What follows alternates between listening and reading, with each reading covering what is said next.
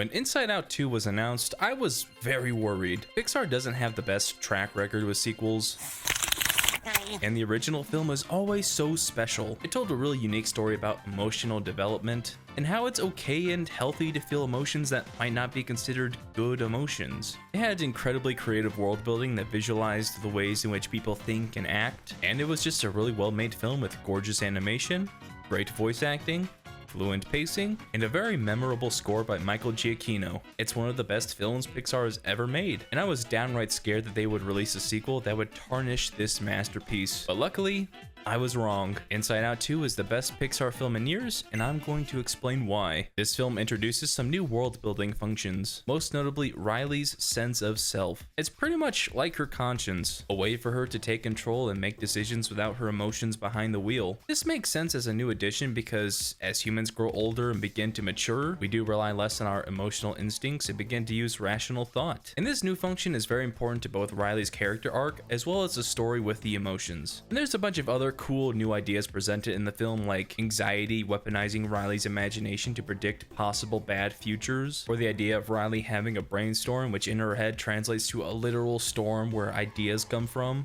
or even something really simple like a sarcasm. It's a chasm where Riley gets her sarcasm from. It's pretty simple, pretty neat. These new elements add to what the original film set up, but feel like they were there the whole time. But among these new things, there are 4 new characters we need to discuss: anxiety, envy, ennui, and embarrassment. With their powers combined, they are... I have crippling depression.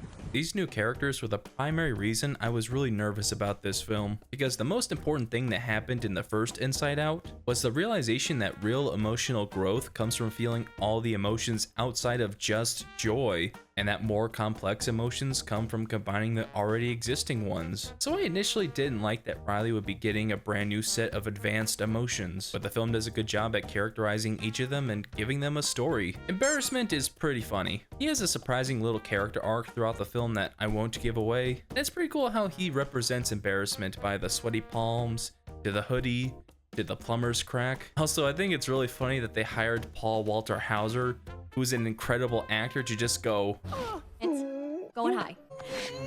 It's so stupid, but I love it. Envy and ennui get the least amount of characterization and story in the film. They mostly just go with whatever anxiety or the other emotions are doing, but they both have good designs. Envy is this little gremlin person who's constantly jealous of other people's height or hair or anything else. And ennui's design is also pretty fitting. She pretty much just lays on this couch the whole film. And I think both Ayo Edebiri and Adele Exarchopoulos both do a really good job in their respective roles. But the most important character in this new lineup is Anxiety, who is the main antagonist of the film and a lot of our own personal lives, let's be honest. But I say antagonist and not villain because she's really not a villain. Like all the other emotions, she deeply cares for Riley and wants what is best for her. It's just that the way she goes about trying to help Riley is a big problem and the cause of the major conflict in the story. It's really interesting to watch Anxiety progressively get worse and worse and worse over the course of the film, as Riley is continuously making worse and worse decisions. And Maya Hawke gives a really great vocal performance, especially when Anxiety begins to spaz out towards the end. A lot of people were worried about how these new emotions fit into the greater Inside Out lore, because in the first film and most of this film, anxiety, envy, ennui, and embarrassment are not in any of the adults' heads. But it is revealed that they actually are there, they're just not as prevalent anymore. I guess as you grow older, different emotions come and go. And I'm sure as Riley gets older, she'll get a visit from an emotion I'm entirely too familiar with: crippling loneliness. A new emotion. Wow. The older emotions also get plenty of screen time in this film, but this time around, instead of joy and sadness going on the big adventure, it's the whole gang. They are still just as animated and fun as always, and the vocal cast, both new and returning, do a good job. Amy Poehler, Phyllis Smith, and Lewis Black are fantastic as joy, sadness, and anger. It is sad that Bill Hader couldn't return as Fear, but I think Tony Hale is a solid replacement. He really makes the character his own, and I think I prefer Liza Lapira as discussed. After Velma, I have no desire to see Mindy Kaling in anything ever again. Velma, you're dead.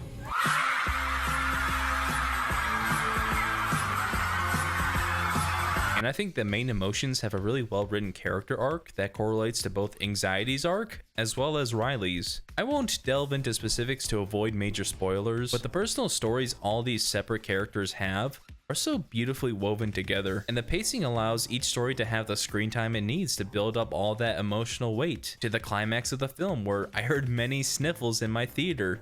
I didn't cry though, I'm far too based and red-pilled to cry. But in all seriousness, I think Riley's storyline is something that can be very useful, especially to kids around that middle school and high school age. It's a really great visualization of what anxiety can do to you if you let it run rampant, and how anxiety can make you think the worst things about yourself. And Inside Out 2 wraps up this storyline with a really positive message that I again don't want to spoil. If you haven't guessed by now, I really recommend this movie. You should go see it for yourself. Another thing I was worried about was the score. Michael Giacchino's score for the first Inside Out is my all-time favorite Pixar score, but he did not return for the sequel. The score was instead done by Andrea Datzman, and like everything else in the movie, I was surprised about how much I enjoyed the music. She still used some of Giacchino's original themes, also added her own new pieces of music that I found myself really appreciating throughout the film. And like in that original movie, the score really helps to feel connected to the story and the characters. Also, I'm like 80% sure they play the Up theme in this movie. There's a part in the film where Joy presses on a keypad and it goes...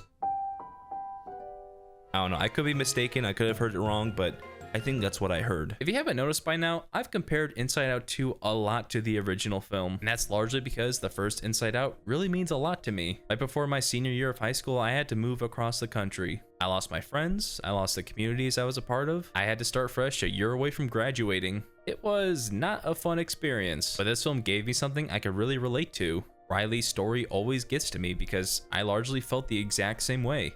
And just like how I could really relate to the first film, I think a lot of people are going to relate to Inside Out 2, and that's really special. It's no secret that Pixar has lost its touch over the years. In the 2010s and 2020s, there have been very few films that come close to the studio's glory days, and I think Inside Out 2 is the best film Pixar has put out since Coco. Luca is cool but kind of forgettable. Turning Red was really not for me, but I'm sure some people really like it. And I haven't actually seen Lightyear, but I've been told I don't really need to. And I think Inside Out 2 clears all of them easily. There's been some recent troubling news about Pixar's next upcoming films. We're getting more sequels and a focus on making stories relatable to a much bigger demographic. I know a lot of people are freaking out about this, but honestly, if this means we end up getting more films like Inside Out 2, I think we could be entering a new golden era for Pixar. Inside Out 2 is a fantastic film that I 100% recommend everyone go out and see. So I'm gonna give Inside Out 2 a 9 out of 10.